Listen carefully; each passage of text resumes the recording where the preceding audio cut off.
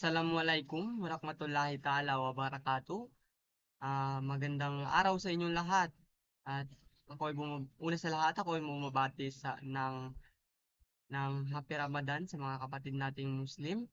Naway ang sagradong buwan na ito ay magdala sa atin ng kapayapaan, pagmamahal sa ito sa isa. So ngayon ay magkakaroon na naman tayo ng panibagong reaction video sa lesson 3 ng ating salukuyang binabasang aklat. So, sa lesson 1 ay tinuruan tayo ng ating guro paano magbati sa ating mga kapatid na Muslim at Christian ay mga Muslim, babae at lalaki. Sa lesson 2 naman ay tinuruan tayong magbilang. At sa lesson 3 ay at lesson 3 atin naman tatalakayin ang bagong ituturo sa atin ng ating guro. So, samahan nyo akong mag-take notes at sa dulo ng video ay magkakaroon tayo ng summarization ng lahat ng ating naaral. So, wala nang paligoy-ligoy pa, magsimula na tayo. Ating naipaliwanag po natin ang dun sa page 1. Okay, sa lesson 1 po natin, naipaliwanag natin ang page 1 hanggang page 8 or page 9. After ay nagumpisa po tayo sa lesson 2 at ang huling aralin po na nakuha natin ay dito po sa page 13. Naam. Al-Safhat Thalitha Ashar. Naam. So ito po ang, kung inyong po makikita sa inyong mga screen, so hindi po nag-open ng kanilang mga PDF na dito lang po tumitingin sa ating screen. Ang ginagamit po nila ay itong screen natin. Ito po ang last na lesson na ating naipaliwanag, ang Mulakhasut Tarakib. Naam. Mulakhasut Tarakib, ito po yung summary ng naunang mga tarakib, yung mga jumla. Naam. Ibig sabihin ng tarakib, ito yung pagdugtong natin or pag-compose natin ng mga sentence, mga simple sentence, mga nauna, kagaya ng ana, talibatun. Paano natin sasabihin kung tayo ay estudyanteng lalaki? Sasabihin natin na ako ay estudyanteng lalaki. Ako ay estudyante. Sasabihin natin ana talibun. Okay? Ako ay teacher na lalaki. Ana mudarrisun. Ako ay doktor. Ana tabibun. Paano po natin sabihin kapag babae na naman? Ana talibatun, ana mudarrisatun, ana tabibatun. Yan po ang last lesson po natin. So sa mga hindi nakasali sa last lesson natin at hindi pa napanood ang lesson 2, pwede nyo pong balikan. Punta lang po kayo sa ating YouTube channel at puntahan nyo po ang lesson 2 natin sa Arabiya Bayna Yadayk. Okay? So makikita po natin agad. Okay, so pwede nyo pong i-share inshallah subhanahu wa ta'ala para mas madami po ang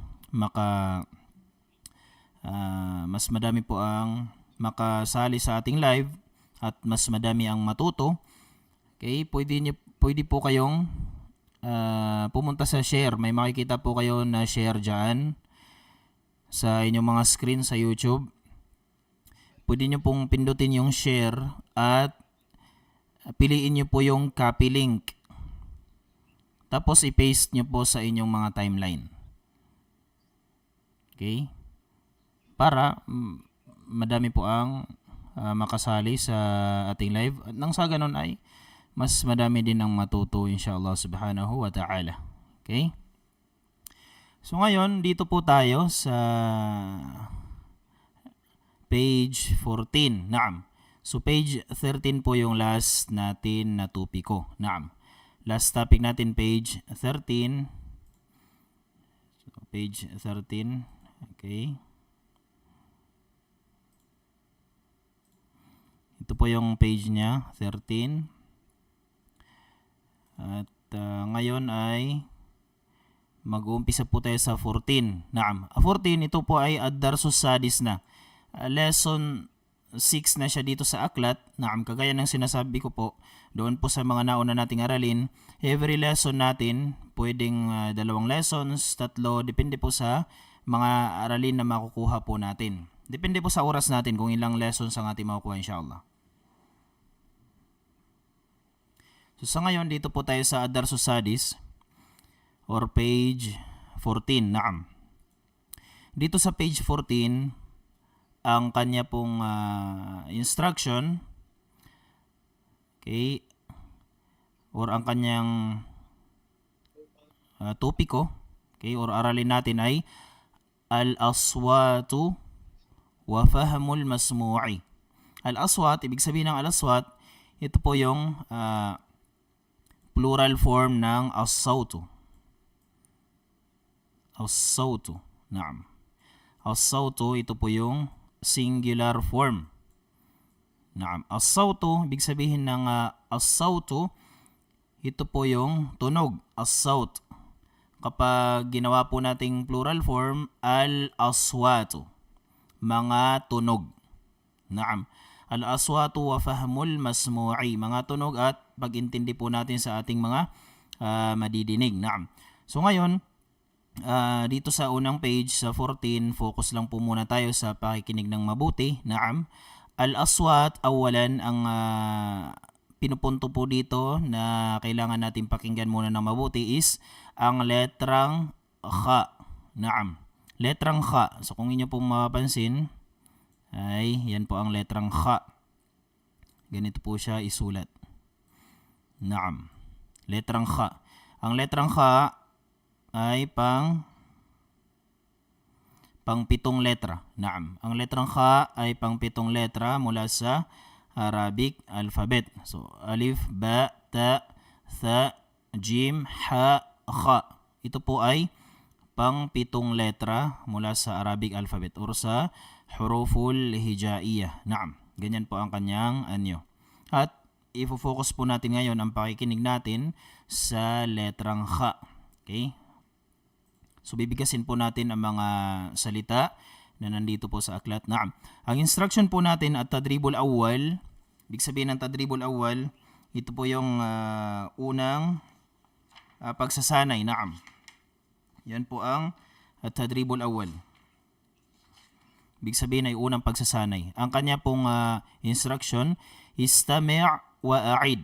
Makinig po muna tayong mabuti at after po niyan ay ulitin lamang po kung ano ang aking binigkas. Naam. So pwede po kayong makinig muna sa unang pagbigas ko ng salita or ng kalima, ng word, at after po nun ay pwede nyo pong sundin or ulitin. Naam, inshallah subhanahu wa ta'ala. Ulitin lang po kung ano ang inyong narinig. Naam. So bibigasin po natin ng tig-3 beses ang bawat kalima dito, ang bawat salita, at yung unang beses ay makikinig lang po kayo. Pangalawa, pangatlo ay pwede nyo na pong ulitin or pwede po kayo makisabay inshallah subhanahu wa ta'ala. Naam. So unang salita, lalagyan ko po ng kulay dilaw. Yung lalagyan ko po ng kulay dilaw, yun po ang ating bibigasin. Naam. Okay, ang unang salita ay khalidun. Khalidun. Khalidun. So pansin po natin dito, wala po siyang mga patinig sa dulo. Kapag lalaki, lalagyan po natin dito ng dhammatan. Kapag pangalan po ng lalaki. Naam. Kapag pangalan ng babae, lalo na kapag ito ay nagtatapos sa ta'ul marbuta, tinatawag po siyang mamnu' min as-sarf sa wikang Arabic. Ibig sabihin ng mamnu' min as-sarf, bawal po siyang pasukan ng tanwin. Ibig sabihin ng mamnu' min as-sarf, la yunawwan. Hindi po siya pwedeng pasukan ng tanwin. Pag panglalaki, kung hindi siya mamnu' min as-sarf, pwede po siyang lagyan ng tanwin. So dhammatan po ang kanyang pangunahing palatandaan. Naam. So dito ang nakalagay po ay Khalid. Pwede po natin sabihin Khalidun. Khalidun. Khalidun. Pangalawa, Khalilun. Khalilun. Khalilun. Naam. Pangatlo, ito po ay pangalan ng babae, si Khawla. Okay? At nagtatapos sa ta'ul marbuta, dhamma lang po ang ilalagay natin. Naam. Khawlatu. Khawlatu. Khawlatu. Naam. Pangapat,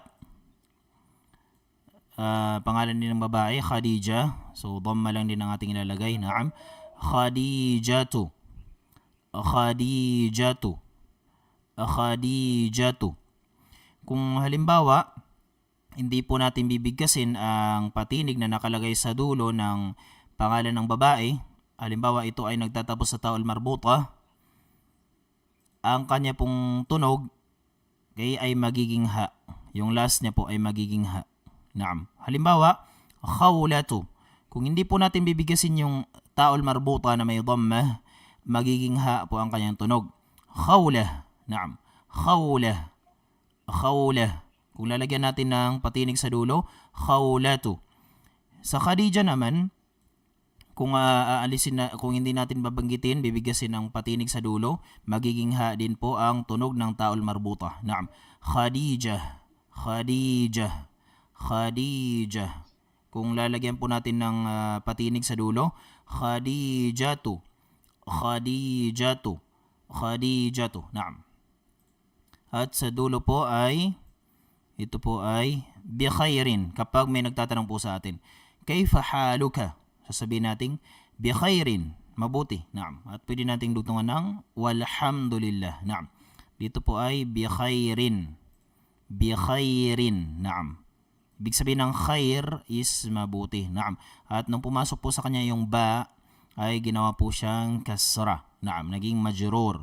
At dito ay lalagyan po natin ng dalawang kasra sapagkat yung khair na salita ay hindi po siya pinasukan ng alif walam. Naam. Bi khairin. Bi khairin. Bi khairin. Naam. Okay, so dito po tayo sa at-tadribu thani, pangalawang pagsasanay. Ang instruction po dito ay istami' wa a'id. So dito po sa pangalawang pagsasanay, mayroon po tayong mga salita dito. Naam. Mayroon po tayong mga salita na pari-pariho po sila, pero magkaiba po ang kanilang unang letra. Naam. Magkaiba po ang kanilang unang letra. Ang isang salita ay nag-uumpisa sa kha. Ang sa left side naman, sa kaliwang banda, ay nag-uumpisa po sa letrang kaf. Naam. So paghahambing po sa dalawang letra para alam po natin kung ano ang